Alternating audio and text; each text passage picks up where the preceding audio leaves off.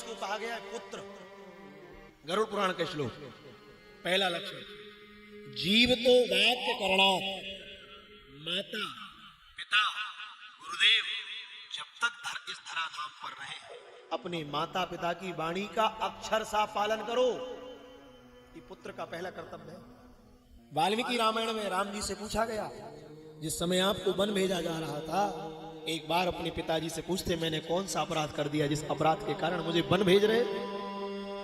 राम जी हाथ जोड़कर कहते हैं, मेरे पिता मेरी मां अगर कह दे तो मैं हलाहल विष पी जाऊंगा, मेरे माता पिता कह दे तो धधकती हुई अग्नि पर कूद जाऊंगा, मेरे माता पिता कह दे तो समुद्र की लहरों पर कूदने में ये रामभद्र देर नहीं लगाएगा, पर अपने माता पिता गुरुदेव से नहीं पूछूंगा आपने मुझे क्यों भेजा।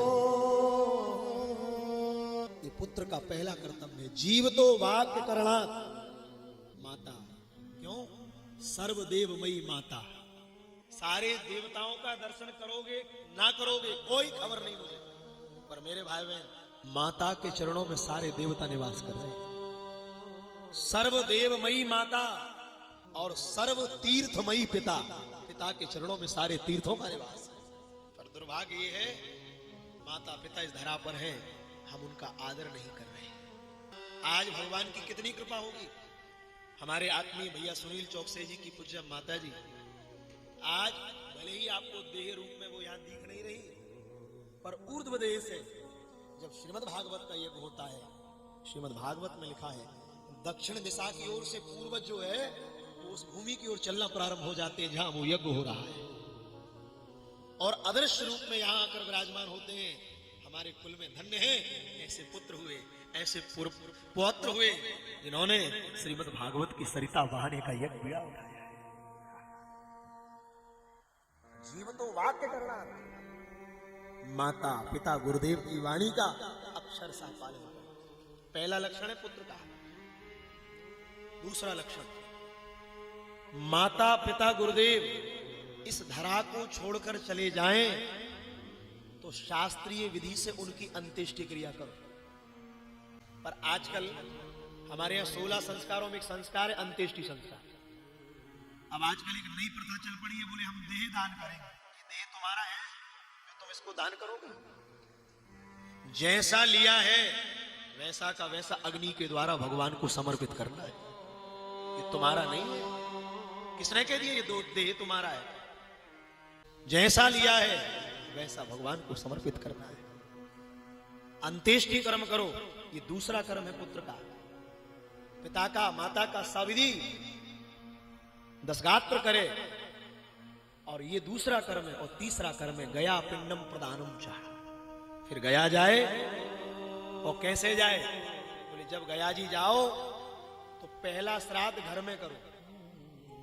इस घर में जहां रह रहे हो सविधि भद्र कराओ, पहला श्राद्ध पूर्वजों का घर में करो, और फिर भाव से ऐसा मानकर जाओ कि हम अपने पूर्वजों को विष्णु पद पर श्री गयाजी ले जा रहे हैं। यहां से जाए, फिर दूसरा श्राद्ध प्रयाग में करे। आजकल लोग सीधे गया चले जाते हैं। दूसरा श्राद्ध प्रयाग में करे, त्रिवेणी के तट पर रात्रि विश्राम करे। फिर क्या करे? फिर तीसरा श्राद्ध काशी में करे, और चौथा श्राद्ध गया के पहले एक नदी पड़ती है पुनपुन नदी, उस पुनपुन नदी पर चौथा श्राद्ध करे, और पांचवा श्राद्ध जाकर फिर विष्णु पद पर श्री गयाजी में संपन्न करे। भगवान कहते हैं जो पुत्र गयाजी में जाते, महाराज जी राम जी ने जानकी जी के साथ जब गयाजी गए, पिंडदान करने का अधिकार कुशा पर है, इसलिए कुशा से तर्पण करते। राम जी पिंड बनाकर अपने पूज्य पिताजी का, पितामह का, पर पितामह का श्राद्ध तर्पण कर रहे थे, पिंडदान कर रहे। दशरथ जी अपने पुत्र की परीक्षा ले रहे हैं, कहीं पिता के वियोग में राम शास्त्र की मर्यादा तो नहीं भूल गए।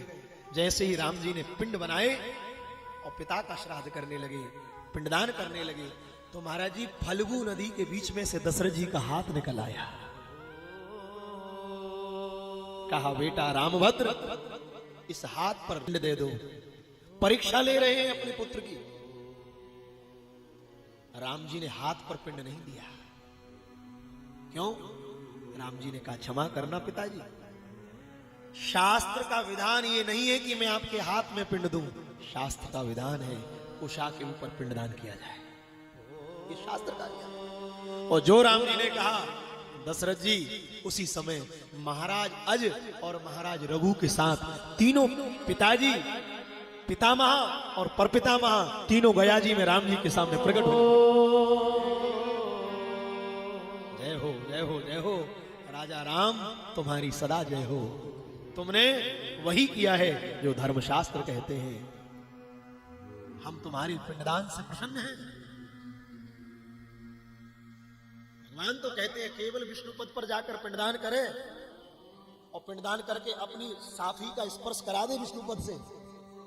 मातृकुल, पितृकुल और आचार्य कुल, माता के कुल के पूर्वज भी भगवत धाम चले जाएंगे, पिता के कुल के पूर्वज भी चले जाएंगे, और जिन गुरुजी की दीक्षा को ग्रहण किया है उन गुरुदेव भगवान के पूर्वज भी भगवत धाम चले जाएंगे।